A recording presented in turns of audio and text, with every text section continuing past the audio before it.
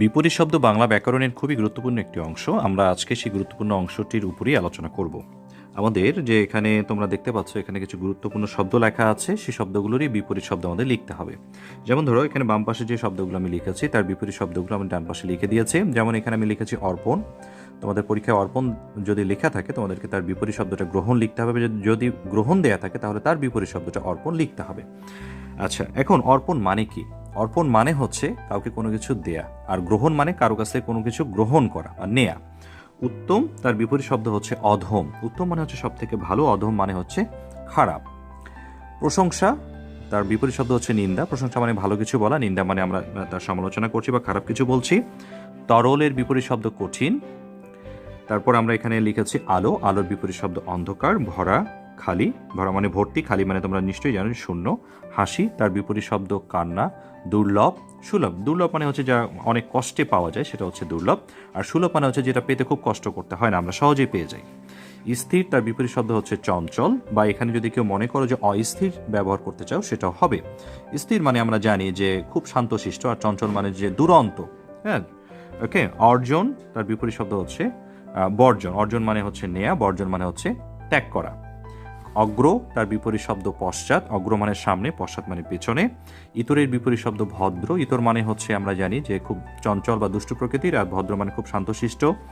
সুন্দর তার বিপরীত শব্দ কুৎসিত। সুন্দর মানে দেখতে ভালো, কুৎসিত মানে খারাপ। গাঢ় তার বিপরীত শব্দ পাতলা। গাঢ় মানে হচ্ছে যখন মানে পরিমাণটা অনেক বেশি পরিমাণে থাকে, আর পাতলা মানে খুব হালকা, যেটাকে আমরা বলি। ঠিক আছে। গৌণ তার বিপরীত শব্দ মুখ্য। অলস তার বিপরীত শব্দ পরিশ্রমী। তোমরা নিশ্চয়ই জানো অলস মানে কি। অলস মানে যে কাজ করতে চায় না, ঠিক আছে, বসে থাকে, তাকে আমরা অলস বলি। পরিশ্রমী মানে যে কঠোর পরিশ্রম করে, তাকে আমরা পরিশ্রমী বলছি।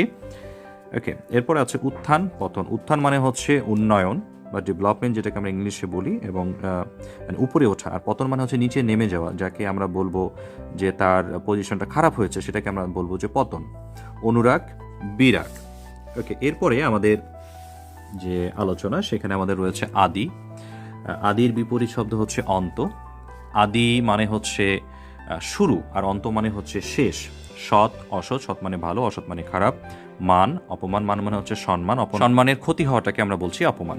বিরহ, মিলন। বিরহ মানে হচ্ছে দূরে দূরে থাকা, কষ্ট পাওয়া। মিলন মানে হচ্ছে একত্রিত হওয়া। ঐক্য, বিভেদ। ঐক্য মানে হচ্ছে একত্রিত হওয়া, ঠিক আছে। বিভেদ মানে হচ্ছে একটা ফাটল।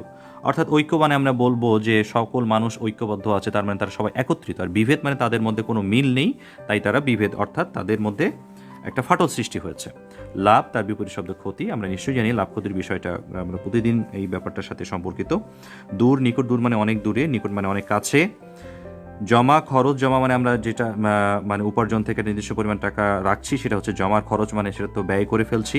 আদান প্রদান। আদান প্রদান। আদান মানেও ঠিক সেরকম যে আমি নিচ্ছি, আর প্রদান মানে আমি দিচ্ছি, ঠিক আছে। আকর্ষণ, বিকর্ষণ। আকর্ষণ মানে তো তোমরা নিশ্চয়ই জানো ভালো লাগা, আর বিকর্ষণ মানে হচ্ছে না ভালো লাগছে না বিষয়টা, বিকশিত করছে। হ্যাঁ, আমি তার কাছে দূরে দূরে থাকছি, সেটা হচ্ছে বিকর্ষণ হওয়া। আর কাছে যাওয়ার ব্যাপারটা হচ্ছে আমাদের আকর্ষণ। আক্রমণ, প্রতিরোধ, ঠিক আছে। আক্রমণ তো আমরা নিশ্চয়ই জানি, যার ইংলিশ ওয়ার্ড হচ্ছে অ্যাটাক, ঠিক আছে। আর প্রতিরোধ করছি আমরা মানে প্রিভেন্ট করছি। হ্যাঁ, তো আক্রমণ, আমরা ধরো একটা কথা যে এক দল আরেক দলের উপরে যখন আক্রমণ করে, তার মানে কি হামলা করে, আর আরেক দল সেটা কি করছে, তাদের হামলাটাকে তারা প্রতিরোধ করছে, অর্থাৎ ঠেকিয়ে দিচ্ছে, সেই বিষয়টাকে আমরা বলছি প্রতিরোধ। গোপন, প্রকাশ। গোপন মানে অত্যন্ত গোপনীয় বিষয়, যা মানে কাউকে বলা যাবে না, বিষয়টা এরকম। আর প্রকাশ মানে যেটা সকলেই জানে, সকলকে বলা যাবে, বিষয়টা এরকম। গ্রাম্য, শহরে, অর্থাৎ যারা গ্রামে থাকে তাদের পরিবেশটা গ্রাম্য, আর যারা শহরে থাকছে তাদের পরিবেশটাকে আমরা বলছি শহরে পরিবেশ। স্বনির্ভর, পরনির্ভর। স্বনির্ভর মানে যে নিজের উপরে নির্ভরশীল, অন্য কারো উপর নির্ভরশীল নয়। আর পরনির্ভর মানে অন্যের উপর যে নির্ভরশীল। বিদেশ, স্বদেশ। বিদেশ মানে হচ্ছে অন্যের দেশ, বাইরের দেশটাকে আমরা বলছি বিদেশ, আর স্বদেশ মানে হচ্ছে নিজের দেশ।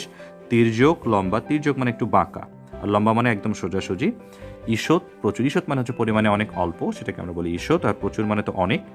আমদানি, রপ্তানি। আমদানি মানে হচ্ছে আমরা বাইরের দেশ থেকে যখন কোনো কিছু নিয়ে আসি তখন সেই ব্যাপারটাকে আমরা বলছি আমদানি, আর আমাদের দেশের কোনো পণ্য আমরা বাইরে পাঠাচ্ছি তখন সেই বিষয়টাকে আমরা বলি রপ্তানি। তাহলে এই ছিল আমাদের আজকের গুরুত্বপূর্ণ কিছু বিপরীত শব্দ।